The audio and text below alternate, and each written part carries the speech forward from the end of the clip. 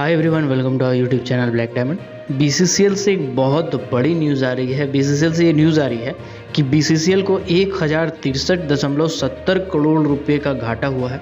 आपको बताते चले कि फाइनेंशियल ईयर 2020-21 में बीसीसीएल को ये 1063.70 करोड़ रुपए का घाटा हुआ, जिसमें जो फर्स्ट क्वार्टर है, पहली तिमाही है, उसमें 610 करोड़ रुपया, जो सेकेंड तिमाही सेकेंड क्वार्टर उसमें 359.30 करोड़ रुपया, और जो थर्ड तिमाही है, थर्ड क्वार्टर, उसमें 268.33 करोड़ रुपए का घाटा हुआ है। टैक्स भुगतान करने के बाद बीसीसीएल को टोटल जो नेट लॉस की बात करें वो 1063.70 करोड़ रुपया का घाटा हुआ है।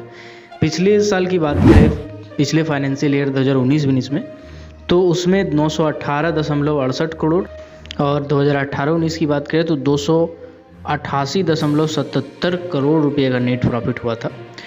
तो अभी मैं एक बार आंकड़ों पर नज़र डालता हूँ। 2015-16 की बात करें तो जो उत्पादन लक्ष्य रखा गया था वो 35.85 टन रखा गया था, मिलियन टन, और उसका जो प्रोडक्शन हुआ था वो भी 35.86 मिलियन टन हुआ था, यानी कि 100% से ज़्यादा हुआ था।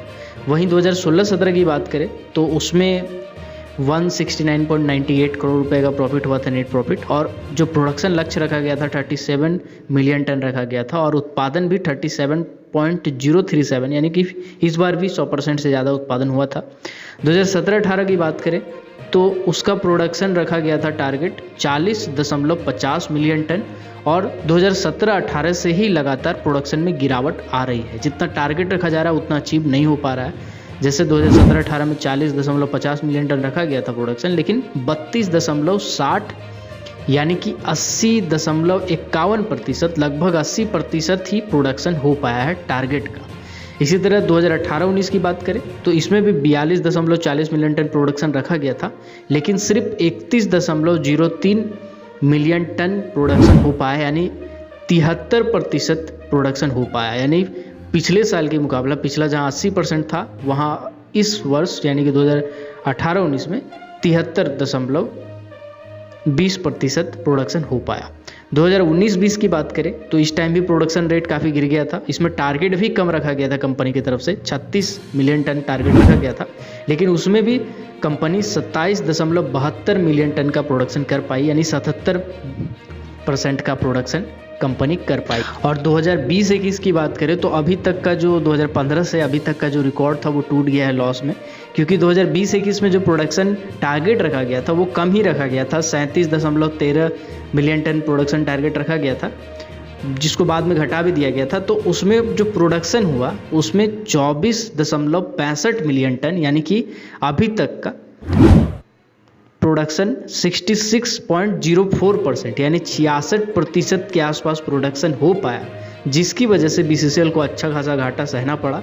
फर्स्ट तिमाही, सेकंड तिमाही और थर्ड तिमाही तीनों में घाटा सहना पड़ा, जिसमें फर्स्ट तिमाही में सबसे ज़्यादा घाटा था, सेकंड तिमाही में इसको थोड़ा कवर किया गया था, और थर्ड तिमाही में डिस्पैच अच्छा रहने के कारण 268.33 करोड़ रुपये का घाटा हुआ है। इस प्रोडक्शन में गिरावट का, इसमें जो घाटा हो रहा है बीसीसीएल का, इसका जो सबसे बड़ा मेन कारण है वो ये है कि प्रोडक्शन में लगातार कमी हो रही है, और जिसके कारण जो आर्थिक स्थिति है वो भी कमज़ोर होती जा रही है बीसीसीएल का। यही कारण है कि बीसीसीएल के पास 2500 करोड़ का जो एफडी हुआ करता था वो भी खत्म हो गया है। कंपनी आज कर्ज में है, ओवरड्राफ्ट कर चुकी है कंपनी। आपको बता दें कि बीच में ऐसा सिचुएशन आया था कि कंपनी दूसरे कंपनी यानी एनसीएल से पैसा लेके अपने एम्प्लॉयज़ को बांटी थी, और ऐसा लगातार 2-3 महीने तक चला था, और ओवरड्राफ्ट जो बीसीसीएल थी वो ओवरड्राफ्ट कर चुकी है ऑलरेडी। जो एफडी था वो भी 2500 करोड़ के आसपास का वो खत्म हो चुका था।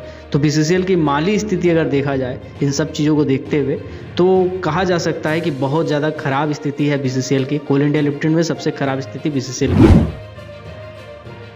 अगर आप ऐसे ही कोल सेक्टर, मेटल सेक्टर और पावर सेक्टर से रिलेटेड हर छोटी बड़ी खबरों से अपडेट रहना चाहते हैं तो हमारे चैनल ब्लैक डायमंड को जरूर सब्सक्राइब कीजिएगा, ताकि जब भी मैं वीडियो डालूं नोटिफिकेशन सबसे पहले आप तक पहुंचे।